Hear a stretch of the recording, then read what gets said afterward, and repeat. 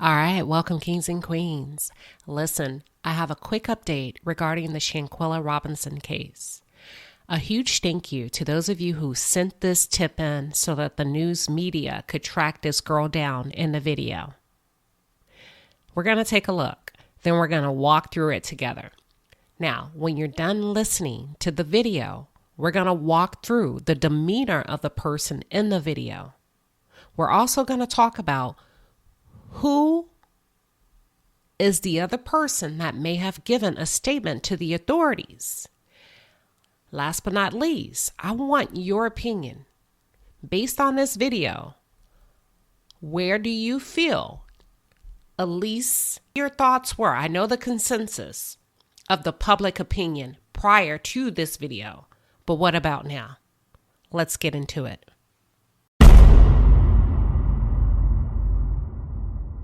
In the death of Shanquella Robinson. Tonight, only on WBTV News at 11, we take a journey trying to uncover why this Charlotte 25-year-old woman was found dead in Mexico. And that journey led us to High Point.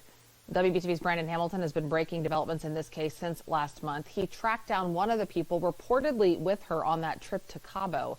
Brandon, did you talk with them? What did you find out? Sources tipped me off to where one of those friends on their trip with Shanquella could be, Molly. And yes, we spoke quickly, but our goal was simply to ask what happened to Shanquella Robinson. From Charlotte to High Point, North Carolina. We're headed to High Point to find one of the friends of Shanquella Robinson. We received a tip on an address, so we'll see if she is willing to talk.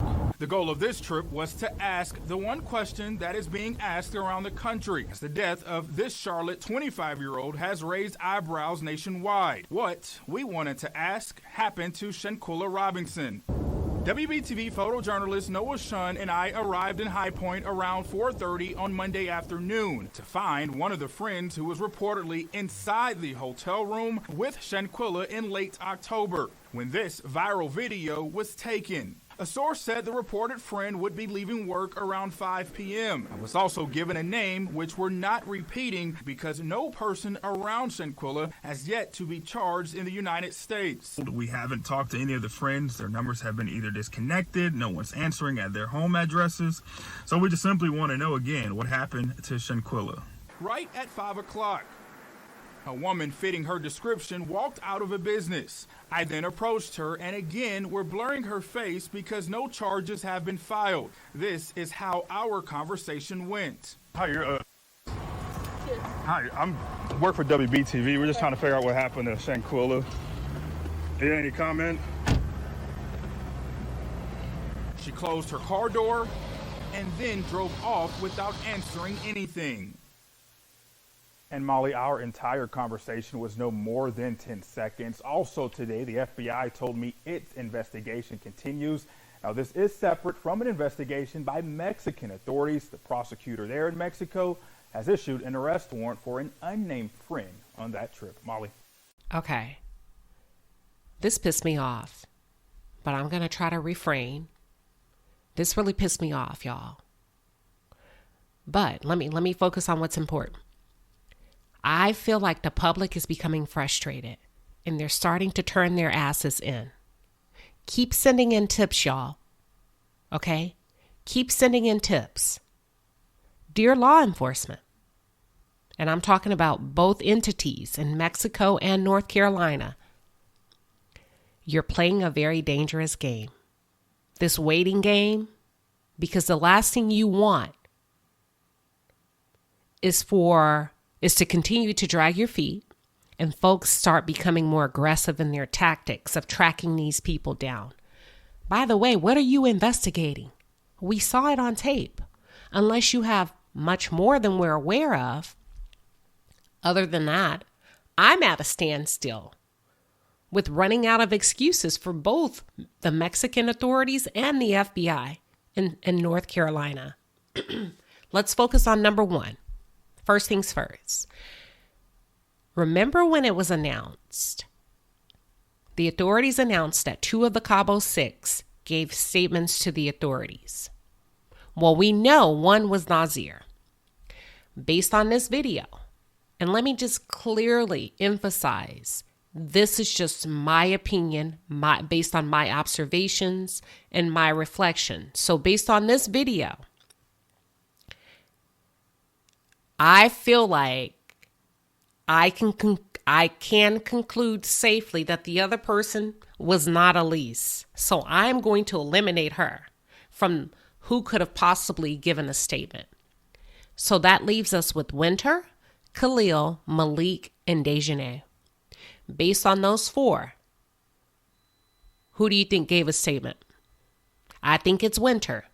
I said that before, but I think Winter is playing like, let me save my own ass. I'm the smartest one. Let me tell what they did, all of that. But based on that, based on the process of elimination, who do you think the other person could be? That's the first thing. The second thing, I don't know about you, but as I look at this video, this girl is not afraid. Okay. I know a lot of you thought, oh, well, Elise, she probably was afraid to tell, and she probably was the one that broke up the fight. But the reason why she didn't tell us because she's afraid. Afraid of what?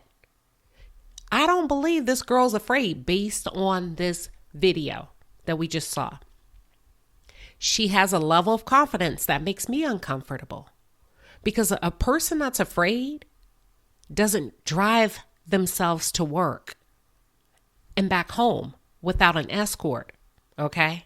A person that's truly afraid would have someone picking them up and taking them to work, or pushing to work from home. Not only that, this gives me a little bit more insight about the folks around her. Somehow I get the feeling that they've made this girl feel okay about going on with her life. Really? People? Elise's family? Elise's circle? Really? Is that what we're doing after a murder? So you're not going to advise her that it doesn't look good for her to be out here showing her face after this horrific event in Mexico? Okay. That's a new one for me.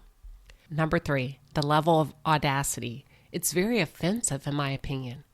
Elise, you mean to tell me you have the audacity to carry your Louis Vuitton purse, walk around freely with your drink in your hand, and then hop in your Mercedes-Benz, knowing that Shanquella Robinson will never come home because of a part that you played in her murder? If that's not audacity, I don't know what it is.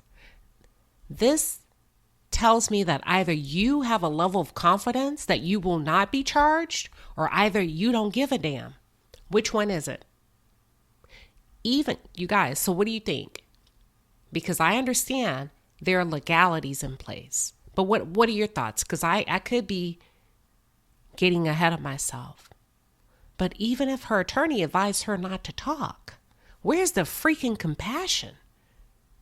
Okay, I don't need permission from an attorney to show compassion. Did not have a suspect in custody who took your sister's life. You would want someone to come forward, just like we're wanting y'all to come forward for Shanquella. So if you're innocent, why in the hell aren't you coming forward? And even if you couldn't say anything to the reporter right then and there, you could be like, hey, bro, hit me up, or, spin the block, come back and be like, hey, pull to the back. Let me talk to you offline. Let me talk to you behind the camera, because I've been wanting to help with this. So, did you have something to do with this? At a deeper level, at least, because that's what it's giving. Okay? We know that it's suspected that you recorded this attack based on your fingernails. Could that be true? And I try not to deal with speculation, right? Because we didn't know. But could that be true? Is that the why? Is that the reason why you're hesitant to come forward and help Shanquella's family? Number 4, I believe the fact that she may not have come forward, there could be a possibility that she knew what was going to go down before she got to Mexico. After all, what innocent person, follow me really closely, y'all, and just give me your feedback. What innocent person doesn't take the next thing smoking back to the United States when they get a call that their sister has been murdered?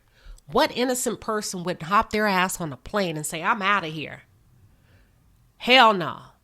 I just lost my sister. If you're innocent, right? What innocent person wouldn't take a stand for justice if you just lost your sister and then your friend was just brutally murdered and it's alleged, quote unquote, that you broke up the fight? An innocent person would be like, hell no, that's 2 back-to-back deaths. I'm out of here. Not only that, I'm about to call the authorities. I'm just saying, from an innocent person. It doesn't have to be everything I'm saying, but from the thought process of an innocent person. And even if you didn't lay a finger on Shanquella, what innocent person who just lost a sister 2 to 3 hours before Shanquella's death, who records a fight, okay, or watches someone being brutally attacked and then stays in Mexico to finish out her trip? And I don't give a damn why you stayed. You stayed, okay? You stayed and you finished your trip. To me, that doesn't give innocence. That doesn't give innocence to me. And now you're walking around as if nothing ever happened.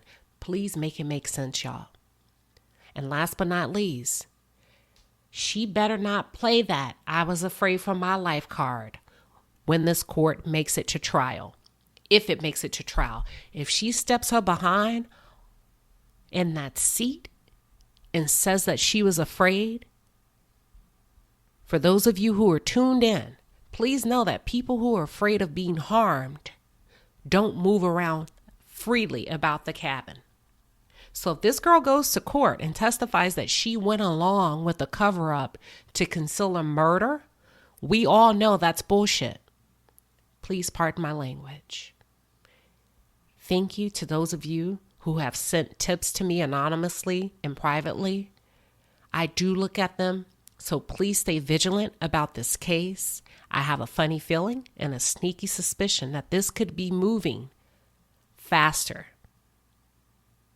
It should be moving faster, I'm sorry. And no matter how long they attempt to drag this out, I'll continue to provide relevant updates. And thank you all for tuning in.